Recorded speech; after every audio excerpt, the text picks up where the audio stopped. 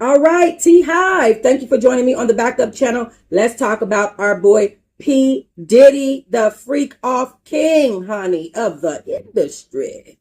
Well, it turns out that, remember I told you guys that juror number 6 was going to be reprimanded or removed? Honey, juror number 6 was removed.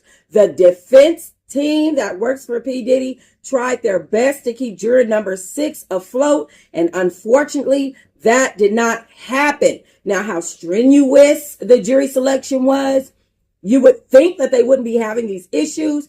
However, they did. It turns out that they lost one of their key jurors, okay, in this federal sex trafficking and racketeering case, okay? This was a black juror. This is the reason why Diddy's team was trying to keep this juror. He made misleading statements about where he lived. Now, at the time, we were hearing that he wasn't a good juror, that he was doing something, but they didn't let us know what exactly he was doing. It turns out he lied about where he lived at. How are you going to be a juror and be lying? Like, don't you know that this is about being as clean, as fresh, and as truthful as possible? Like, honey, you're in the court of law. He could fully get arrested for lying. That's kind of perjury, even though it wasn't on the stand. Actually, it was on the stand, because you have to do, when you do jury selections, you have to come up on the stand. So that's perjury. But anyway, juror number 6 told the court during a jury selection that he lived in the Bronx with his fiance and his daughter. However, the judge called him to the back to talk to him, okay? Because the judge started realizing something is wrong. Something ain't right, okay? Something ain't right in the water. And it was found out that this juror stated that he moved to New Jersey with his girlfriend and that he had been there for several weeks. Now, to us, this is not a big deal. Okay, he lived in the Bronx. Now he lives in New Jersey. That's not that far away. That's a whole different state. New York is New York. New Jersey is New Jersey. Okay. And then he claimed that he spent 4 to 5 days a week in New York. And that was a conflicting account with him saying he lived in New Jersey. Okay. The prosecution immediately requested his removal, citing a lack of candor. Now, those were the initial words that they used. He has a lack of candor. And we're like, what the hell do you mean a lack of candor? Like, what exactly does that mean? It means he's a damn liar. He doesn't even live in the state of New York. He just wants to be connected to this case because it's P. Diddy, and we can't be having that because we need unbiased people to work this case. So the judge said that the juror shifting his story suggested that he was trying to stay on the panel by shading the truth, the panel being the jury. He said, quote, "There is no reason to lie unless you're trying to get on to the jury, and that your statements are inconsistent," and told this juror not to return on Monday. The decision, of course, Diddy's team was unhappy about it. They're saying, oh, well, they only don't want this juror on the panel because he's black. This is Diddy's whole defense. I'm a black rapper. I'm from New York.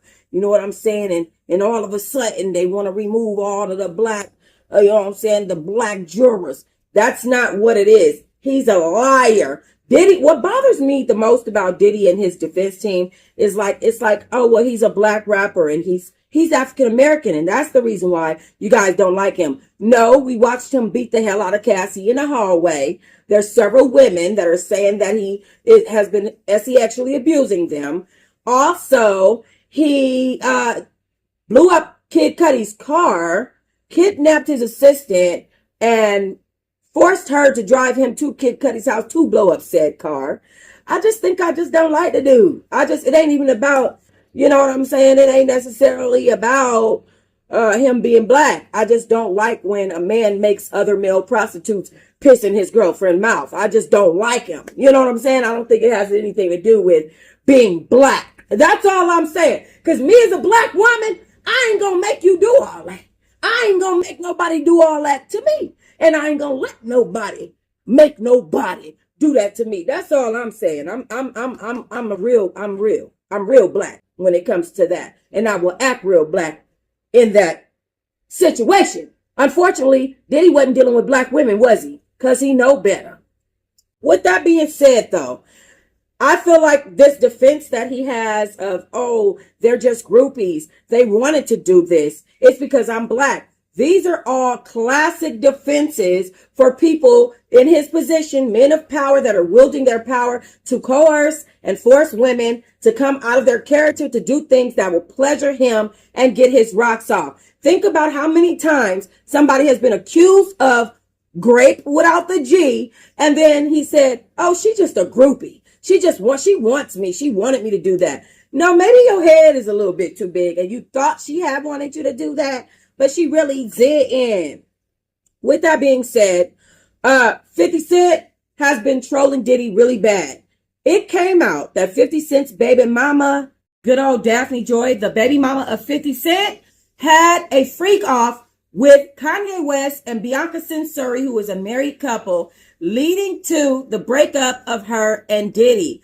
Is this the reason why Kanye West is trying to support Diddy at this trial? I told you guys yesterday, they're one in the same. Now, 50 Cent is mad about his baby mama being a freaking freak at the Freak Fest with Bianca Censori and Kanye West. But guess what?